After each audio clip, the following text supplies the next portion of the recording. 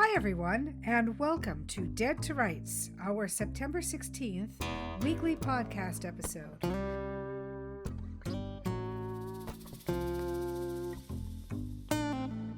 We're thrilled to find ourselves at the 38th installment of this experiment, 3/4 of the way through 2018, and 38 author interviews into Season 1. Coming up next week, we'll bring you our interview with author Tina Wolfe of Exacting Justice and our short story Runaway by Joan O'Callaghan from World Enough and Crime, Carrick Publishing, 2014. On September 30th, we'll close up the month with our interview with true crime author Nate Henley, The Boy on the Bicycle. And Nate had joined us once before back in February, and I recently reviewed his book on our August 25th episode, and I greatly enjoyed his book, so I really was looking forward to speaking with him again, and I'm so pleased that he agreed to come back on the show. For today, we're delighted to introduce you to the author of The Best Girl, Joan Hicks Boone, and I'll also read to you from my story, Axe Husband, which appeared in North on the Yellowhead. This week, the big news was the greatly anticipated release of Fear by two-time Pulitzer Prize recipient, journalist Bob Woodward. Mr. Woodward is a longtime Washington Post journalist and now associate editor who, along with one of my personal favorite people, Carl Bernstein, co-authored the brilliant expose All the President's Men. And if you haven't read All the President's Men, boy, do I ever highly recommend it. I had the Audible edition from Simon & Schuster of Fear on pre-order, and I couldn't wait to dig in the moment it loaded onto my phone. I was not disappointed. Many have written about this current president, and I've read a number of those fine works, some of which I've reviewed here on the Dead to Rights podcast. I was deeply impressed and frightened by David Frum's Trumpocracy, suitably shocked and concerned by Michael Wolff's Fire and Fury, and touched and persuaded by A Higher Loyalty by FBI Director James Comey, who was fired by the president on May 9th of 2017. This book, Fear, stood out. Simply put, it approaches the story of this malignant administration from inside the White House. So when you hear on the news that the calls are jokingly said to be coming from inside the house, that's what they're referring to. Relying exclusively on first-hand accounts by, in many cases, anonymous sources, corroborated by a number of others who were also there, this is an intimate tale spun by a trusted storyteller, a breath of terror around a fireside, drawing each listener or reader deep into the inner circle, the boardroom, the high-level meetings. The Audible reading by Robert Petkoff, the narrator, is professional and flawless. I found the overall story to have the effect of a frightened whisper in my ear. And intimate is the word that I keep coming back to. Intimate and highly plausible. In his own words, Mr. Woodward describes these times as Trump against the facts. And I caught that on an interview with Fareed Zakaria's GPS today, in fact. I suspect that the printed book, Fear, as opposed to the Audible edition, might pack an even greater punch in this case. I'm tempted to order it to see if I'm right. As a huge fan of Audible, I find my to-be-read list has gone from being hopelessly long to being somewhat possible since I began listening to my top choices rather than attempting to read every single one. But in this case, the full, riveted attention that we give to the printed page might just be even more powerful a method of delivery for this terrifying story of a White House in turmoil, a president unfit and circling the proverbial bowl of reality.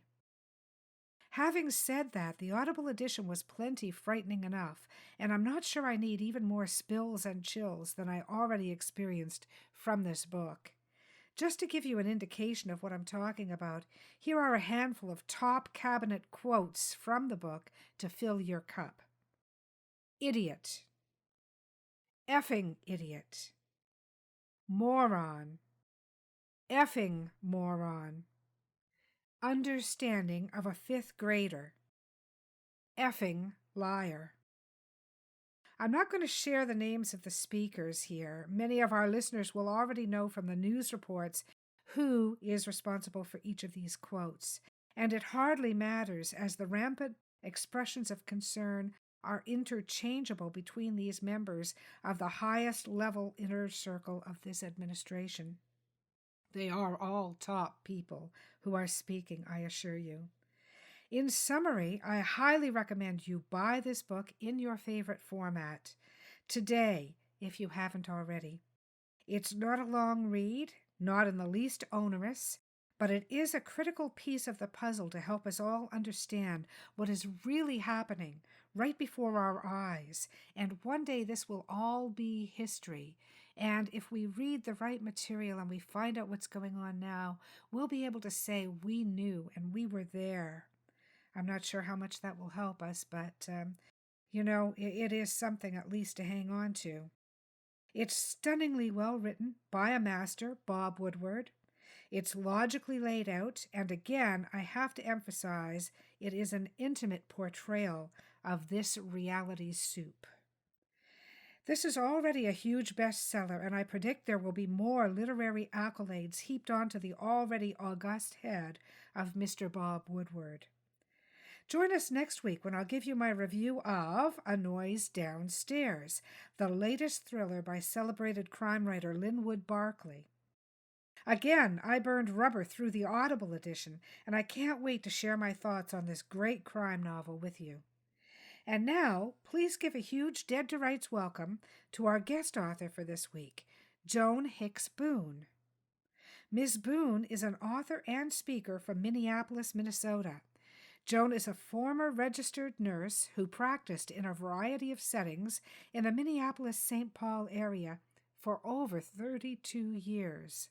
In her memoir, The Best Girl, Joan Hicks Boone takes readers through the experience of growing up in a family struggling with alcoholism, domestic violence, neglect, and other dysfunctions.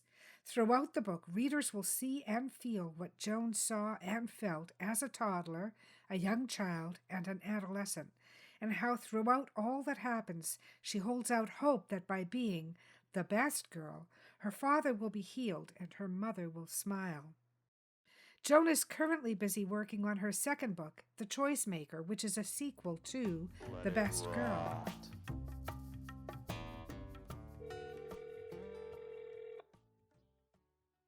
Hello? Good morning. Is this Joan Hicks Boone? Yes, this is me. Good morning, Joan. Welcome to Dead to Rights. How are you? I'm good. How are you? Thank you for having me. Oh, I'm very well, thank you. It was a pleasure to have you. I wanted to talk to you about your book, The Best Girl, which I believe came out in April of 2018. Is that correct?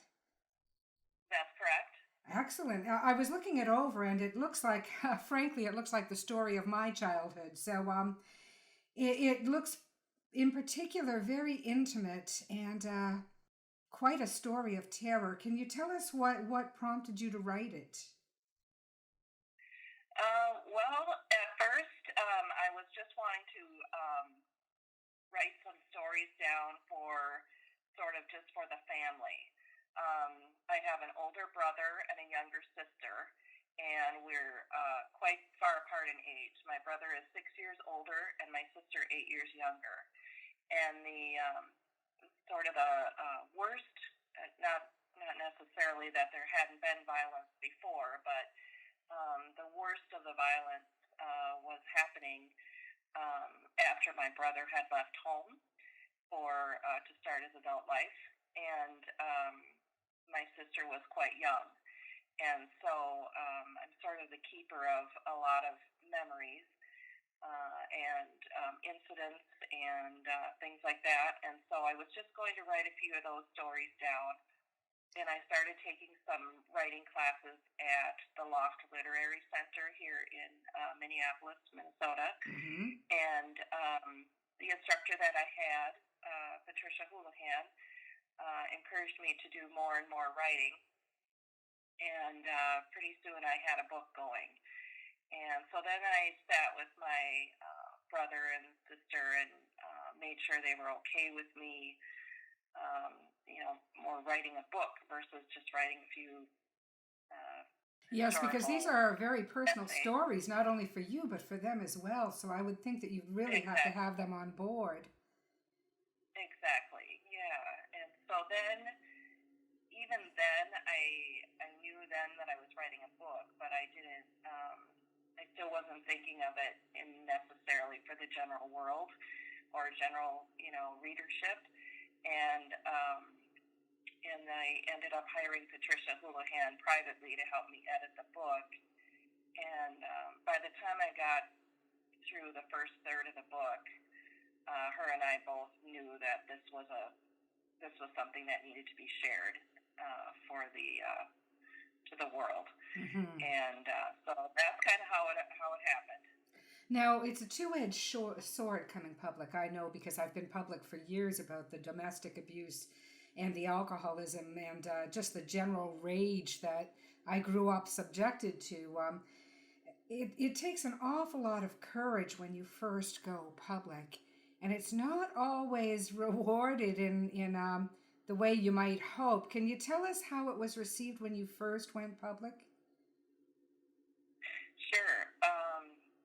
Well, the very first time that I read something out loud, the book had not been published yet. It was the first chapter of the book, and it was in one of those writing classes with Patricia.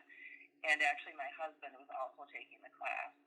And the first chapter is very dramatic and very heart-wrenching to think of a little 4-year-old girl watching what's happening. And she wanted me to read it out loud for the class. And many of the people that were in that class were writing about very personal, very deep, troubling things. And so it was a fairly safe place to do it. But I chose to go last because I was really nervous. And my husband actually had just read the draft of the chapter, what turned out to be a chapter in the book, just moments before the class started because we had met up ahead of the class. So he had just found out about the details of that story. And by the time I got done reading that, there was silence in the room, for sure. And it was a very comforting silence, I would say. And then I just broke down and had a very difficult time even getting out of my chair and leaving class that night. And I thought, I don't know if I can do this. But the more I wrote, and of course I had a counselor while I was writing, and I've had a lot of counseling throughout my life, which most of these incidents had been dealt with in various, modes of counseling. Mm-hmm. But then the next, I'd say the next time that I went public was actually during some pre-launch events that I did. So I had just achieved my publishing contract last September, and in October I hosted a pre-launch event, I guess is what I'm going to call it, and I had it at this little community building in Minneapolis, and it was absolutely beautiful setting. And I had, by that time I had about 60 people following me on Facebook, and so I invited them all. And I had another maybe 20 on my email list. I invited them all, and they all came, and I read, the way I formatted that was I read a chapter that, similar to the first chapter, a very disturbing one. And then I did a presentation on domestic violence because October is Domestic Violence Awareness Month. Yes. And then I finished it with a what I call the respite chapters. So there are chapters scattered throughout the book that are just average, normal childhood kind of chapters. And in October, I chose to do the Apple Pie Day chapter where my mom makes pies. and then I catered in apple pie. So everybody had pie while they were listening to that chapter. And so it was, and we had question and answer as well. And I think I was very nervous to do it, but I had planned it. I had scripted it. I knew everyone that was going to be there pretty much, and it was so well received. Good. And Good. The questions that came out from the audience really showed me how little information people actually have. Unless they've lived it. I mean, and there are a high proportion of the population who has lived it. But for anyone who hasn't lived it, they really, really don't understand. Exactly. And I was worried as you were telling this story about how it would be received, because I've had my own experiences about how going public is received. And when you're in a safe setting of people who are accustomed to thinking in different ways, that's one thing. But when you're just going public with friends, with relatives, it can be quite different. In particular, in my case, there was a lot of sexual abuse as well as physical, emotional, and witness abuse. I call this witness abuse when, as a young child, you're forced to witness violence against others. It's extremely damaging. And, all of those were thrown in my case, and I found it... I tend to be quite a forthright person, but of course I wasn't always. I used to be extremely withdrawn, and when I first started trying to put this forward, there was a lot of resistance. Sure, yeah. And I think too, so then from the October event, everyone that was at the October event was invited again to the similar event in November, but they all had to invite at least one person that knew nothing about me or the book. So then the November one was where it was really, I was meeting new people, and they knew what the book was about in general, but that was probably the first time that, like you say, is people, as nervous as I was in October, it still was kind of safe because I knew everybody. Mm-hmm. In November, I had 120 people there, and I probably only knew the 50 from the October event personally. Right. So, but again, very well received, and my sister was able to come to that one. She hadn't been able to come to the one in October. It's been very difficult for her to go public, I would say. Yes. I mean, I try never to speak for my sisters. The one who committed suicide when we were young, I do speak for her quite blatantly because she's got no one to speak for her. I mean, she's not here. But I have a younger sister, and I try very hard never to speak for her because she's 9 years younger than I am, and her experience would have been quite different. And I'll tell you what she tells me, that up until the age of 12, she has no memories.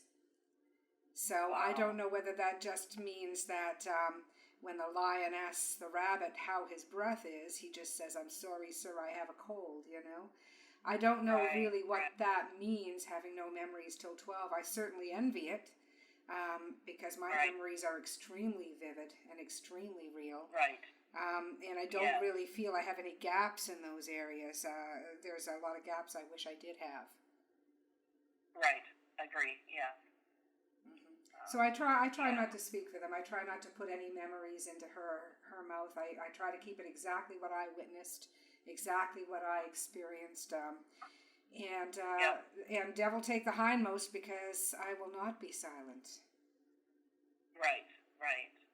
Yeah. And there are some things that, like my brother, he has not read the book from cover to cover yet. He's read, parts of it. Also difficult for him, but he'll say to me when we're talking about, "Hey, is this or that in the book?" And I'll be like, "No, because I don't remember that." And so I only wrote about things that I remember. Yeah. And I said, "I believe you, just that that I was there and, what have you. But whether I was too young to remember that, or some of the ones he's bringing up are good things, but I don't. I only wrote about things that I personally remembered, and also agree with you. I don't speak for the two of them at all. Yeah. And the other thing that people don't understand is when you live in the kingdom of a monster, the monster is king, but the monster has benign moments. The monster can even have quite positive moments. There were a lot of positive things about my father. A lot. And people don't understand, how can you still love this person? Because I did. I loved him deeply, and I cared for him right up until his death. I never turned my back on my parents, and people often didn't understand that. But let me put it in this light. They raised me the same as everyone's parents raised them. They took us on trips. They spent time with us. And I always tried, even when I am being blatantly honest about the abuse, I always try to put it in the context of a man who was terrified of losing his family. He knew he was a terrible father. He knew he had demons that he, for whatever reason, either didn't or couldn't control. And he also had a background that was probably even more abusive than mine was. So, I try to keep it in that context. And it's funny because I always had that sense ever since I was a child that he came from some real terrors. And it was only when he was dying, when he was not lucid anymore, that started to come out. He thought I was his sister. I think I looked a lot like her. And she had passed many years earlier. And he would call me by her name, and he would talk to me about things. And some of the things that came out, I had guessed at. Let's put it that way. Gave you some insight. Yeah. So it made me very glad that I had decided, and I'm no hero, believe me. I'll say anything if I believe it's true.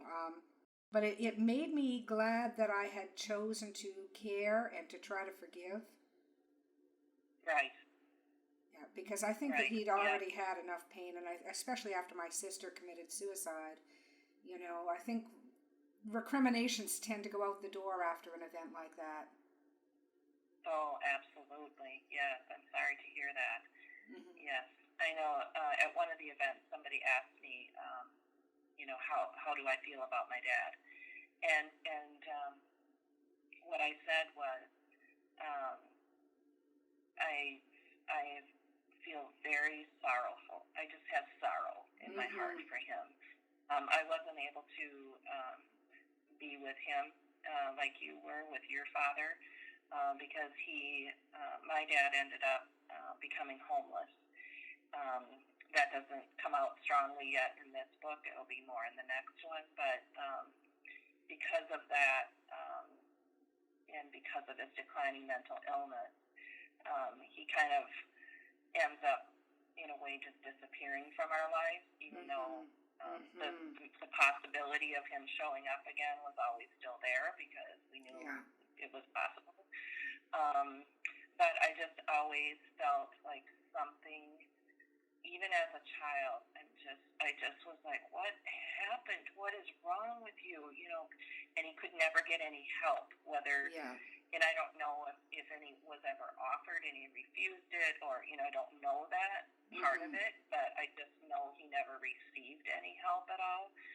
And I had, there's a pretty powerful scene in the book where I'm describing my process of how I forgave him for what he did. But even before I did that, I just always felt so sorry for him that he had this in him, and it couldn't be, helped, I guess.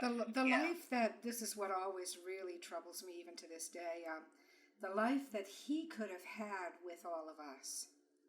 And they came from a generation, and I'm sure your parents did too, where they didn't leave each other. My mother really never wanted to leave him, and it was only when he beat her so badly one day that she almost died. She was bedridden. She refused to go to the hospital. The doctors came into the house.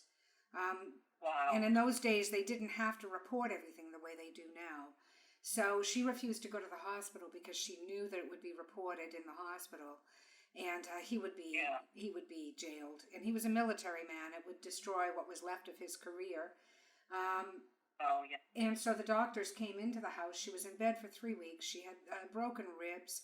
Her face was unrecognizable. Now, my mother was 4'9". At her prime, she was 95 pounds. Oh, wow. Yeah, she was a tiny little bird of a woman. And her face was distorted and bulged and completely black when we saw her lying in that bed. You couldn't recognize her at all. That was when she finally was able to get out of bed. She did pack us up and we left. But I was 13 at the time. My older sister was 15 and my younger sister would have been probably 5, I think. I think that's the way the ages worked. So that's what it took for her to finally leave him. And at that point, he did get help because he didn't want to lose his family.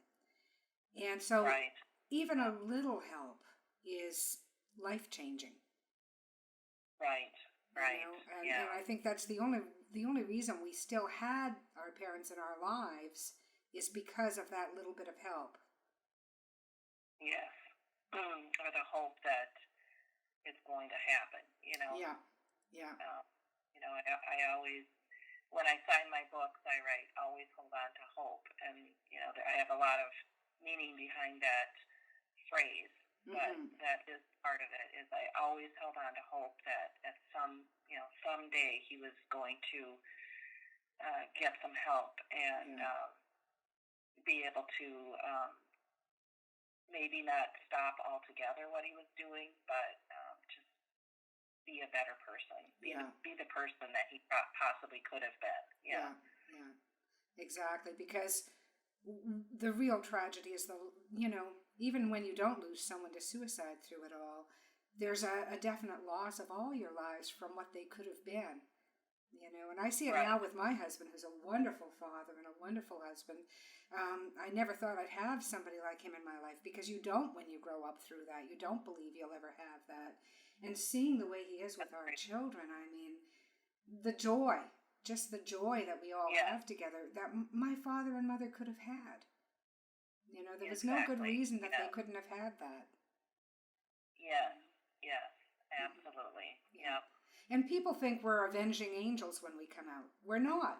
You know, the world is very judgmental. And I don't come out with a sense of judgment. Even now when I speak about it, I feel like I'm speaking about someone else. I guess I'm quite dissociated from it in a lot of ways.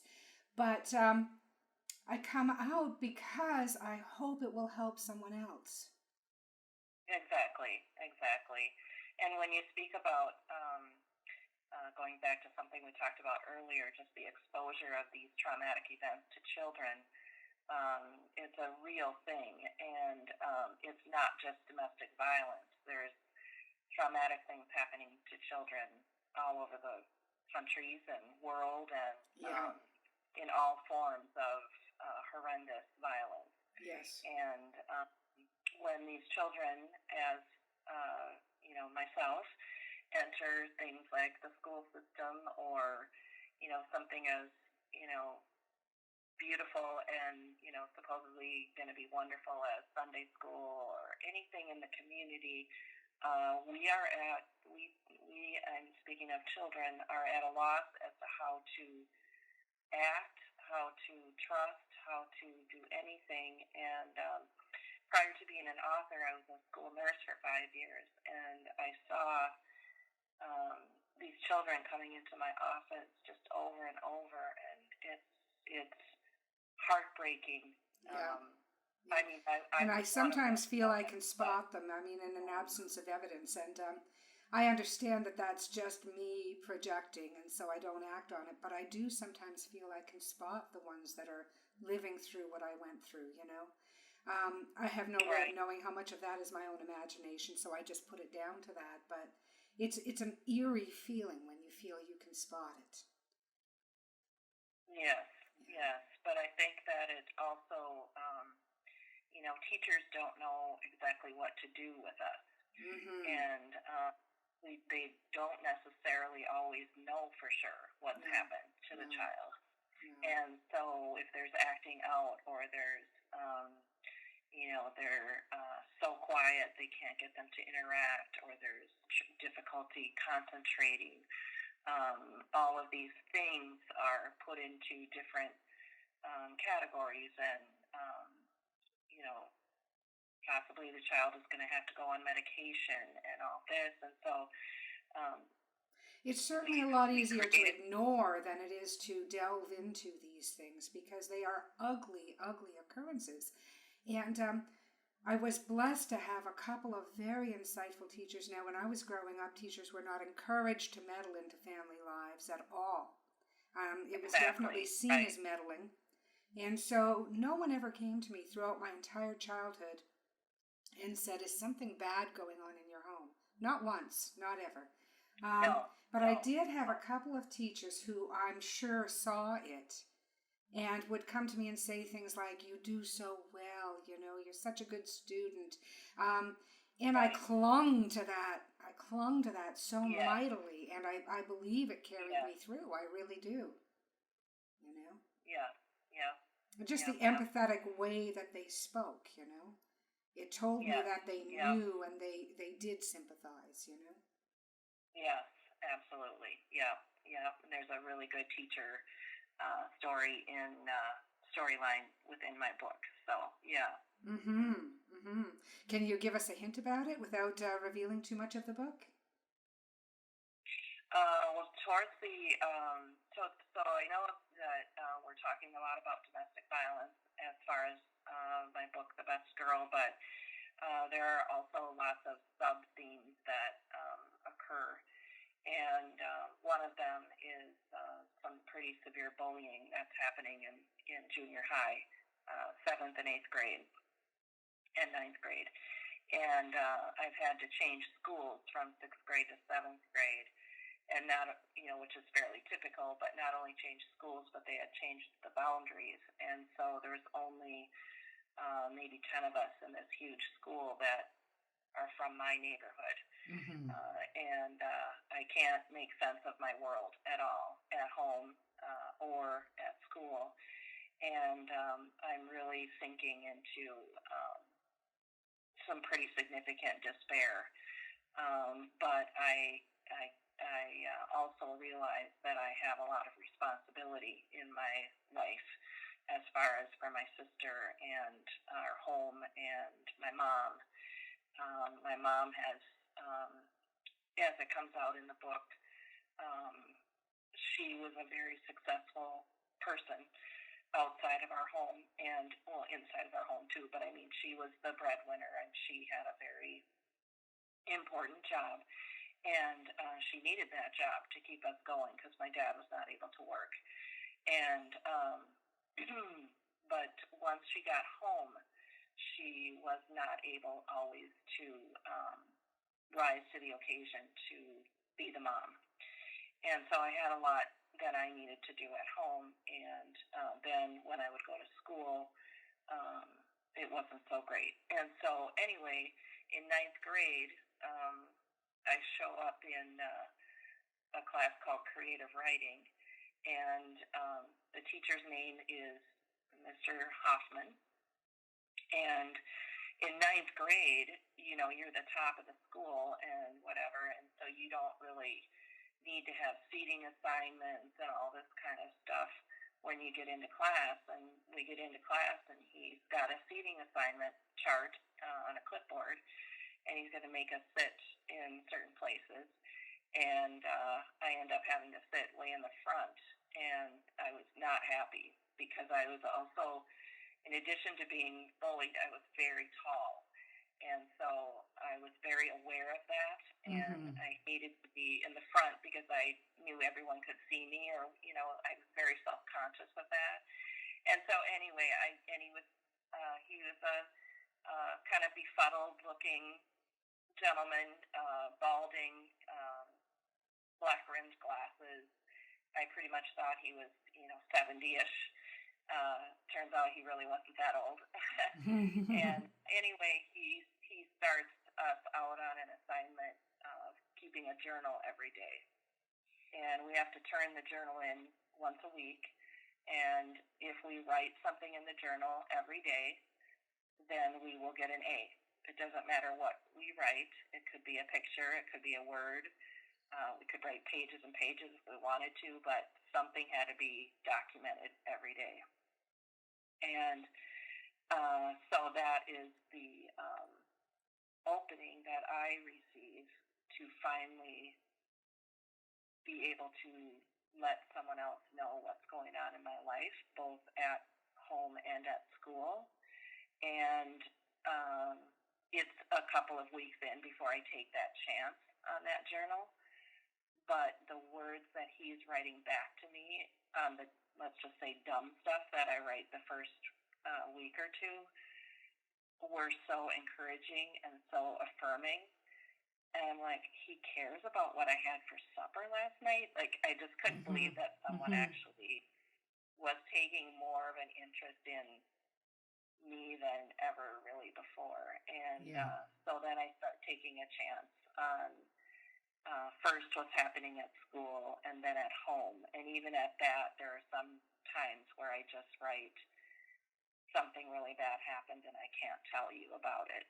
And he wrote a note back to me under every single entry for Monday, for Tuesday, for Wednesday, for Thursday, and even if it was just one word or a few sentences. And it's crushing. It's crushing as a child that's living through this to have an adult care. I can remember that feeling of knowing that an adult cared. It was crushing. I mean, and we ask ourselves, what is the difference between someone like us, you and I, Joan, and someone like my older sister, Debbie, who couldn't go on? And the difference is hope. The difference is quite simple. It's hope. And when you have an adult in your life that cares, it gives you hope. Yes. And he wasn't the only adult that in my life that cared. You'll see others throughout the book that cared very deeply, but cared in a way that didn't necessarily hit me the way that you weren't as receptive to it as for some reason that one really did. It was at the right time, at the right place, and the right teacher. So let me speak to teachers for a second. You know who these children are, Please use your compassion every single day. You don't have to focus on them entirely. In fact, they would probably prefer you don't mark them out in that way. But you do need to use your compassion when you address them. So, and that I will throw that out there to teachers everywhere because you meant the world to me. And I know what you mean to children in these situations. Mr. Hoffman. I was able to track him down, and he actually came to both of my pre-launch events and has read the book and is one of my biggest promoters for the book. Wow, that is wonderful. That's wonderful. That is terrific. I'm so glad you were able to do that. Unfortunately, I think that the teachers that I referred to are probably long gone. Because we were military, we moved all around, and so either long gone or, no longer to be found. Let's put it that way. We had one, though, my grade 9 teacher, Sister McNeil, and I'm not Catholic and I wasn't raised Catholic, and this was a huge bone of contention in our house. I insisted on going to the local Catholic school in town. Once I had to go off base to school, I had my choice of schools. And I signed up for the Catholic school because it just looked like the nicer of the two schools that I could get to. And I never regretted it. I spent 1 year in Catholic school and they were so good to me. They knew I was this little prod, so they never made me attend the religious studies. I was on every debate team because I was always the pro when everyone else was the con, Oh, funny. So, and they were so good to me. During religious studies, I had the job of cleaning the staff room. Well, our history teacher was Sister McNeil. And after the terrible, terrible beating that my mother took when we were getting on the train, and I didn't know until the day before that we were leaving, because she kept it to herself right up till the last minute. I guess she didn't want to provoke another beating. So I had told the school, I won't be here tomorrow, we're leaving. She came to the train station with several baskets full of food, magazines, games Oh, for me and my sisters. And wow. she had never met my mother, and she just stood there and hugged my mother. I think she knew, She just knew. And Yeah. even though I could never tell anyone back then, I'm sure Right. she knew. Yeah. And she was Yeah. just so kind. Yes. Yes. Anyways, Yes. It Joan, means it's a been lot. wonderful having you on, and I'm sorry for having done so much of the talking. I wouldn't normally, but as you've probably guessed, the topic is really dear to me as well. So, for our Yeah. listeners, the book is The Best Girl, and it is by Joan Hicks. Is it Joan Hicks Boone? Is that the full name? No, Boone? that's correct. Okay, excellent. And where can they find the book, Joan? They can find it really anywhere. It's available on Amazon. Any bookstore can order it. There's also an Audible version, which is outstanding if any of your listeners are into Audible. I am into Audible. I will Books. get the Audible version, definitely. Thank you for saying that. Mm-hmm. The narrator, Marnie Baumer, oh my goodness, she just nailed it. So, yes, you can order it at any bookstore. Even if they don't have it in stock, it's available through Ingram, which is where most bookstores order their books. So you can really get it anywhere. And the website to find Joan is joanhicksboone.com, and that is JoanHicksBoone.com. And it's an absolutely exceptional website, Joan. I'm looking at it right now. I encourage all of our listeners to go and have a look at your website and to buy the book, The Best Girl, either in print, e-edition, or Audible. And thank you very much for joining us, Joan. It's been a real pleasure having you on the show. Well, thank you so much for having me. I want to thank Joan Hicks Boone for joining us today on the Dead to Rights podcast, and also for the wonderful insights into our craft. And now, listeners, please stay with you as I bring you my own taut psychological thriller from North on the Yellowhead, Carrick Publishing, titled Axe Husband. And yes, we do have just a small play on words there. Axe Husband by Donna Carrick. People often asked Kimberly why she'd left. Ray was a good man by most accounts. He seldom drank excessively. He opened doors for her, never raised his voice, worked hard to provide. Besides, they'd been in love. Everyone knew it. To this day, both boys, Phil and Paul, held the divorce against her. They never said so, but she could see it in their eyes. They blamed her for the loss of their father, gone for no apparent reason. Kimberly Johnson never knew what to say, so she held her tongue. 15 years of marriage. You think you know a person. You split your body in half, giving him children. You hold his hand, listen to his worries, even when you're full to the breaking point with your own. You watch your spending, even though you work hard too, because you know money is one of the things he worries about. You're gracious to his family and friends, and always careful not to pay too much attention to anyone else, because even though he doesn't mention it, you get the feeling he disapproves. You walk the dog when it's your turn, feed the cat, clean the house, and cook the meals. None of these things are beyond the call of wifely duty. Billions of women carry out these tasks every day. You seldom complain. Because you've got a loving husband and decent children. That makes it all worthwhile. Kimberly certainly thought she knew Ray. She'd seen him at his worst, when the worries got to be too much and the boss was pressing his buttons and the car broke down.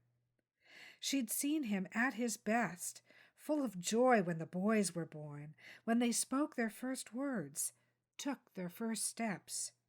She thought she'd seen every side of him. "Get the flashlight, Paul," Phil shouted from the bottom of the stairs.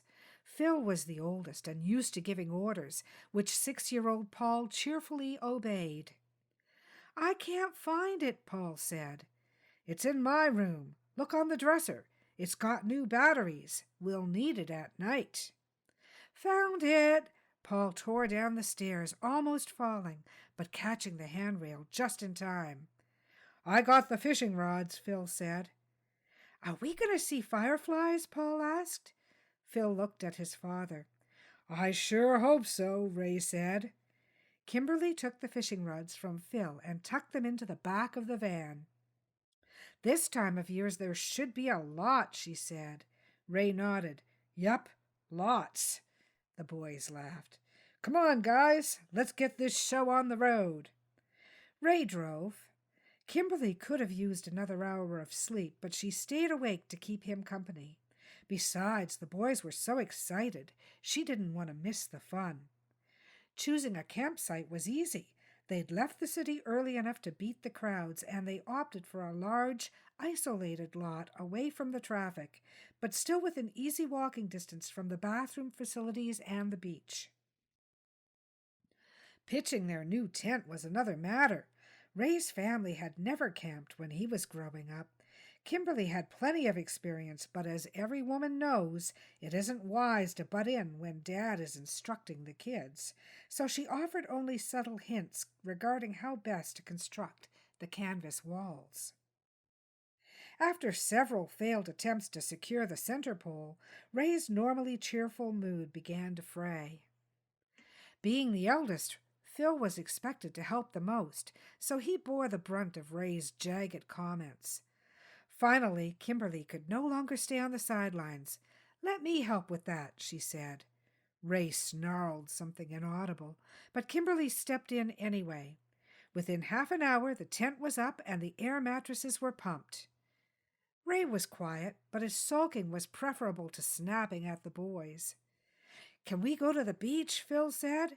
Yeah, Paul chimed in. Let's go to the beach. Kimberly looked at Ray. It took some effort on his part, but he finally smiled. Come on, he agreed. Let's change into our swimsuits. Not wanting his mood to slide again, Kimberly herded the boys into the tent to change. What about you, Mom? Phil said. It pays to think ahead, she said. I wore my swimsuit under my clothes. It was a hot day, even in the relative cool of the wooded national park. The kids ran down the beach path, anxious to jump into the water. Not too fast, guys, Ray said. Wait for us. He was struggling with the beach chairs and a small cooler. Kimberly had a large beach bag over her shoulder with towels, books, and sunscreen. She held out her free hand for the cooler. I've got it, he said. You're sure? Yeah. The shady beach path opened onto a stretch of sparkling sand around a silver lake. Outstanding, she said. Great choice. She'd never been to this park, but Ray had heard from a friend it was well-maintained and woodsy, with a sandy beach. Somewhat mollified by the praise, he grinned. Ray set up the chairs, and Kimberly smoothed her towel on the sand. It had been a particularly stressful time at work. The competition was heating up, and the talk was all about cutting costs, which meant more work for everyone, as well as reduced job security. On top of work stresses, Kimberly had also had to spend a fair amount of energy keeping a positive tone at home. Ray had been testy during the past few weeks. She couldn't blame him, really. He struggled with balancing the family finances, especially as their investments took a beating. In any event, it was out of character for him to snap at her or the children. She thought it best to bite her tongue and let the difficult period pass. He needed this vacation as much as she did. He sat on one of the chairs and pulled the other closer to him. Not going to sit? He said. I will later, she said, lying down on the towel. I'm beat. You were tired when we left the house, he said. Kimberly nodded. She cracked open her novel but couldn't focus on the words. The sunshine and the happy sound of children playing smoothed her raw nerves, and before long she was dozing happily. She woke abruptly as Ray nudged her with his right foot. Are you watching the kids? He asked. His voice was testy again. She didn't know what his problem was, but these mood swings were unpleasant to say the least. Sighing, she got up and sat in the chair. The seeds of a nasty headache were beginning to take root. Exhaustion, too many hours of trying to say the right thing, walking on eggshells. "Hey," Ray said, "if you don't think they need to be supervised, go back to sleep." "I thought you were watching them," she said. "I'm tired, too." "I know you are. Do you want a nap? I'll keep an eye on the boys," she said. "Forget it." Ray reached into the cooler and pulled out a covered plastic cup. She knew he'd mixed a drink beforehand. He offered her one, but she shook her head. It would only knock her out. Ray wasn't much of a drinker normally. She hoped the alcohol would take the edge off his mood. Kimberly reached for her book. The boys laughed and played, waving at them from the water. "Come on in," Phil said. "It's great." She slipped the book into the bag and pulled her T-shirt over her head. The water might energize her. "Yay, Mom's coming," Paul shouted. From the corner of her eye, she saw Ray's face contorted in an uncharacteristic scowl. Before she could react, he'd lost the dark look and was smiling. "Last one in," he shouted, leaping from the chair. He had a head start, and besides, Kimberly didn't try very hard to raise him. She ran till the water was up to her knees, then walked, letting her skin adjust to the cold. "Brr," she said. "Chilly."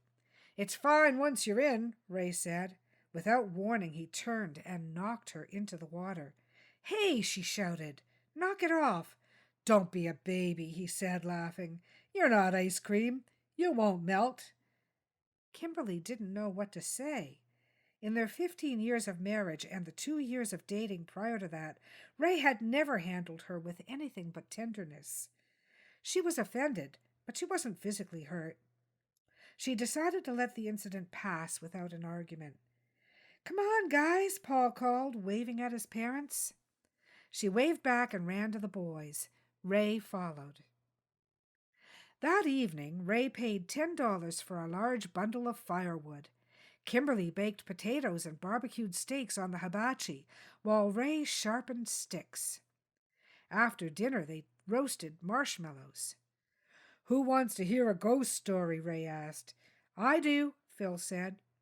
Paul shook his head, but seeing his big brother's enthusiasm, he held his tongue. He sat on Kimberly's lap. "A long time ago," Ray began. "How long?" Paul asked. "Hundreds of years," Ray said.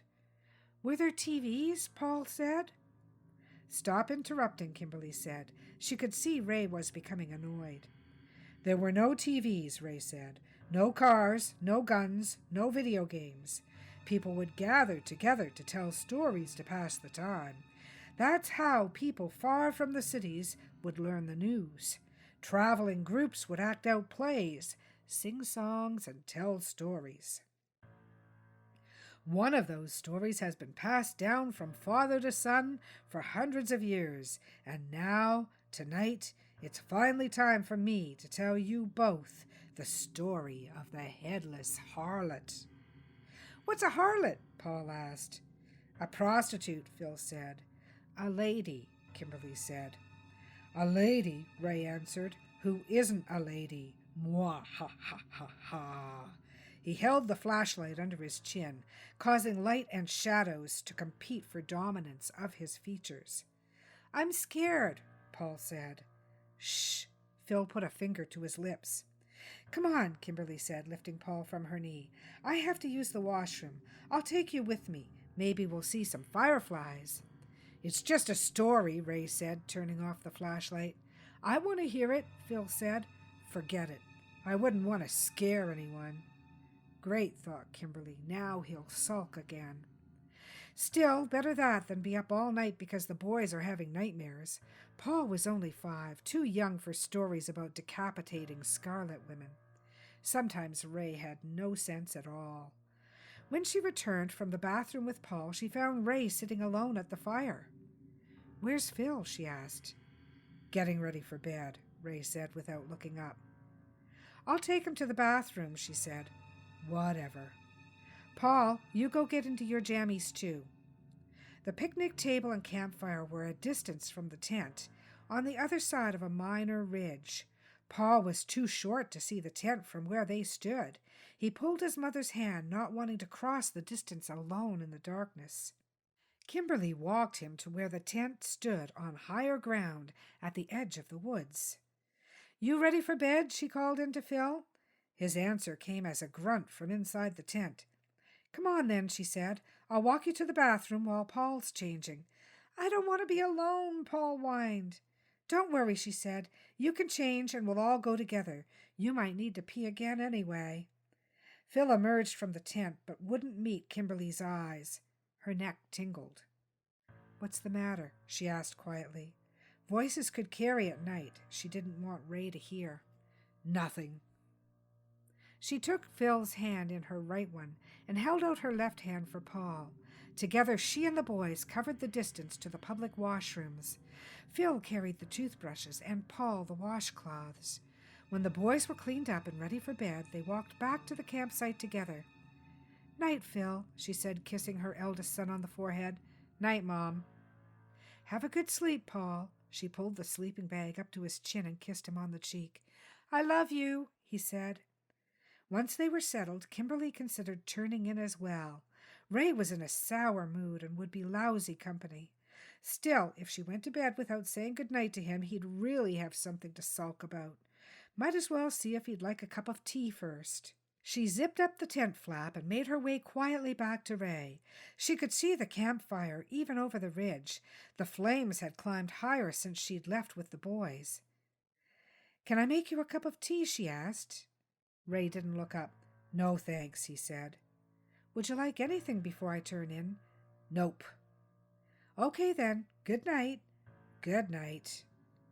During their brief exchange, Ray's eyes did not leave the campfire. All right, she thought. Be like that. Kimberly wasn't planning to lose sleep over it. She woke a few hours later, unsure at first of her surroundings.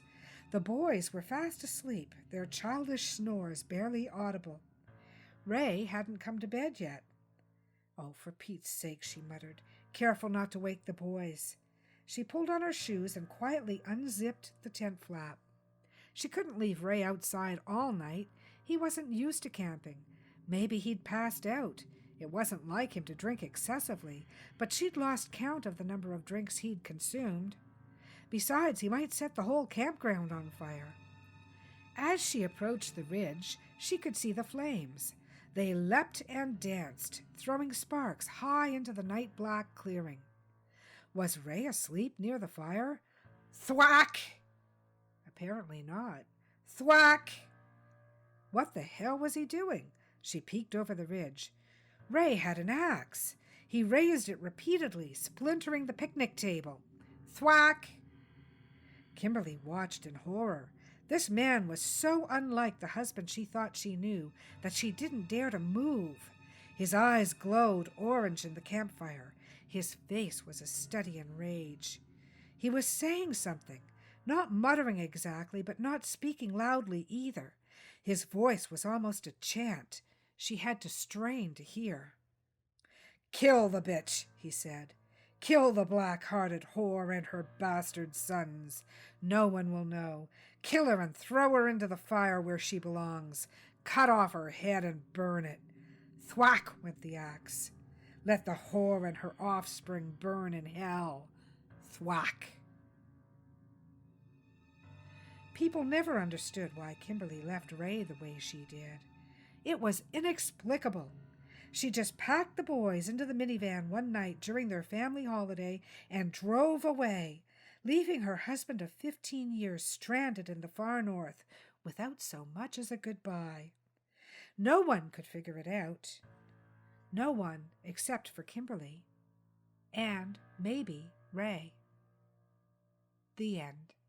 I want to thank you all for listening to Axe Husband, my psychological thriller that appeared in North on the Yellowhead, Carrick Publishing. And I also want to tell you that this story is loosely based, and maybe not so loosely based, on a real experience that happened to me in my youth. I actually saw this occur, so it was pretty frightening when it happened. Of course, the characters are all fictional, But the breaking down of the picnic table with an axe in the middle of the night by somebody who was beyond drunk, it was terrifying when I saw it happen. So let that add an extra layer of chill to the story for you. Now, I've got to ask, are you a published author? Would you like to be profiled on Dead to Rights, the podcast? We still have a couple of slots open for 2018, and we'll soon be looking to fill our 2019 weekly features. We'd love to hear from you at carrickpublishing@rogers.com, and be sure to say Dead to Rights interview in the subject line so I'll know what you're writing about. As our regular listeners already know, we're all about the literary community. We love hearing from readers and writers alike. You can touch base with us at deadtorights.ca, on Facebook, or under Dead to Rights on Twitter at Dead to Rights Pod. Of course, you can always find me personally, Donna Carrick, on Facebook, or under my personal page, or as Carrick Publishing. We're also tweetable at Donna_Carrick, at Alex_Carrick, or at Carrick Pub. If you have questions related to the book industry for any of our authors that you would like me to raise in a future interview, don't hesitate to reach out through our online forums or by email. Be sure to join us next week when we'll bring you our interview with author Tina Wolfe of Exacting Justice. Our Dead to Rights theme song is Eyes of Gold, composed and performed by our son, Ted Carrick, as is all of our story scoring music. Thanks for subscribing to the podcast, and please leave us some love at iTunes or Google Play. We would greatly appreciate the help in moving up the rankings. We'll see you next week.